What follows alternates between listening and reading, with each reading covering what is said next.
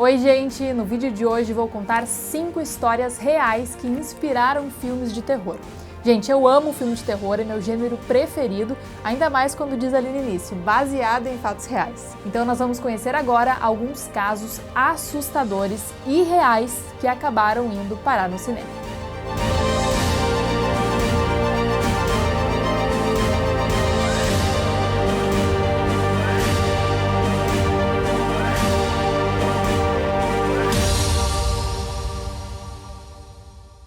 O Exorcismo de Emily Rose. Aos 16 anos, Anneliese, uma jovem alemã católica, foi diagnosticada com epilepsia após diversos episódios de convulsão em 1968.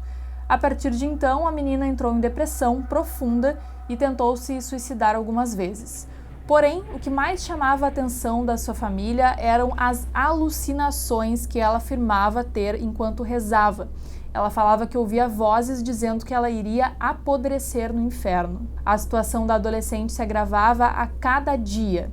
Ela passou a andar nua pela casa, comer insetos, defecar por todos os lugares e ainda beber a própria urina. A família então decidiu internar a Anneliese em uma clínica psiquiátrica. E apesar de tomar inúmeros remédios, que buscavam combater a psicose e até mesmo a esquizofrenia, a jovem afirmava que era constantemente atormentada pelo que chamava de faces do diabo.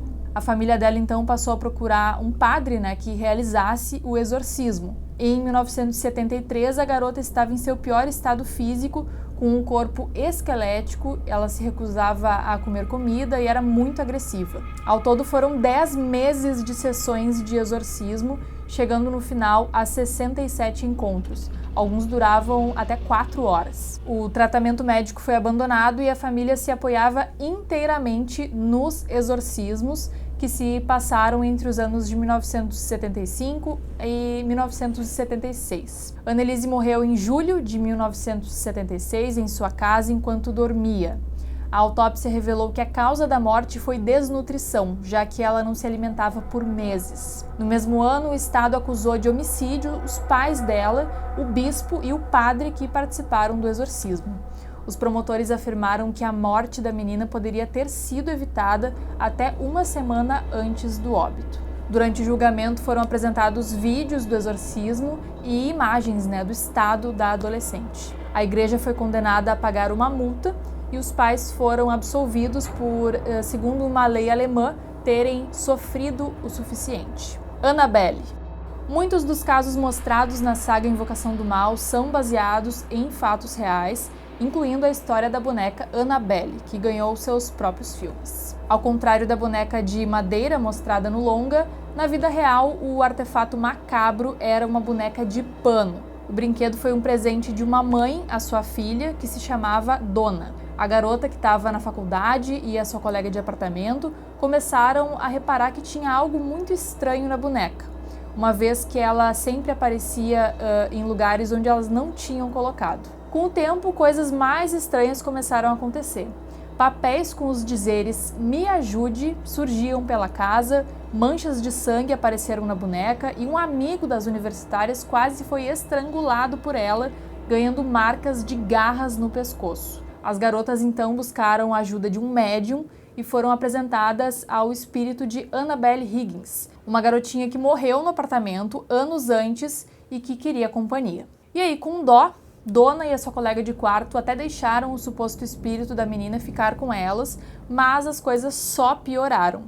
Foi aí que um padre indicou o casal Ed e Lorraine para investigar o caso e eles descobriram que a boneca não era possuída, mas manipulada por um espírito demoníaco fortíssimo, que não tinha nada a ver com a tal da garotinha Annabelle. Esse demônio então teria enganado a todos, Mas por sorte os investigadores conseguiram fazer uma bênção para limpar o apartamento, E desde então a boneca fica trancada num museu com outras relíquias mal assombradas. O Ed morreu em 2006 e a Lorraine em 2019. Horror em Amityville. Essa é uma das histórias reais mais famosas de todos os tempos. Em 1974, um cara chamado Ronald DeFeo matou toda a sua família, seu pai, sua mãe, seus 2 irmãos e as suas 2 irmãs em casa enquanto eles dormiam e ele alegou à polícia que foi uma voz que obrigou ele a cometer esse crime.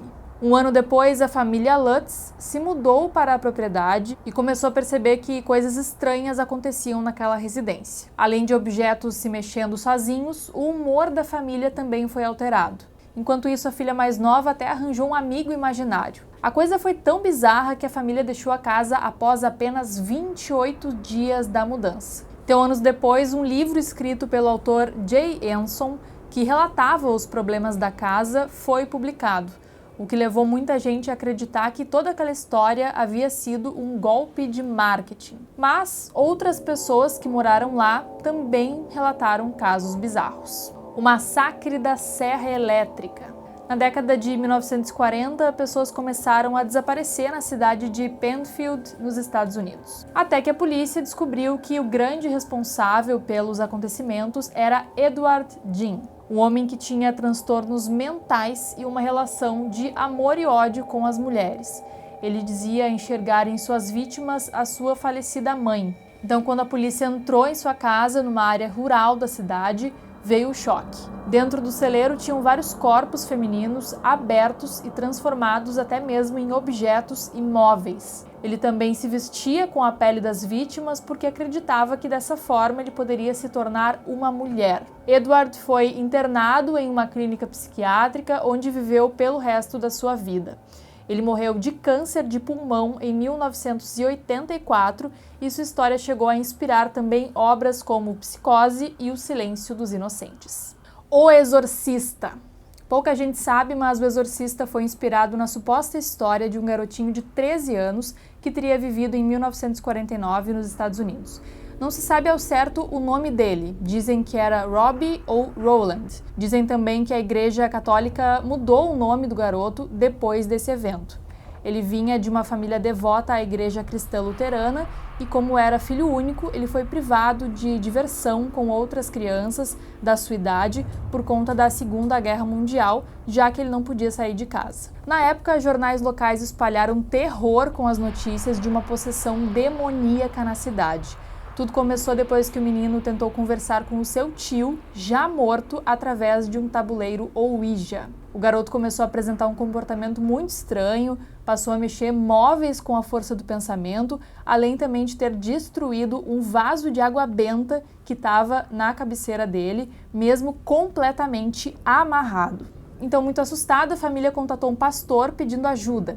O religioso chamou posteriormente médicos, psiquiatras, psicólogos para tentar avaliar o comportamento do menino, mas todos saíram sem respostas. Durante a noite, os móveis e cobertores mudavam de lugar, além de estranhas rachaduras terem aparecido em todo o prédio. Uma pesada cadeira de aço também foi arremessada contra a parede pelo garoto, que milagrosamente teria se livrado das amarras. Na primeira sessão de exorcismo, Robbie fez um ferimento grave no padre e o ritual teve que ser interrompido. Quando Robbie foi para casa descansar, os seus pais notaram que em seu corpo havia dizeres feitos com sua própria pele, com palavras profanas, como inferno e Satã. No 30º dia de exorcismo, no dia 18 de abril de 1949, Robbie teria acordado dizendo não se lembrar de nada. A família mudou de casa e, segundo relatos, o garoto não foi mais atormentado.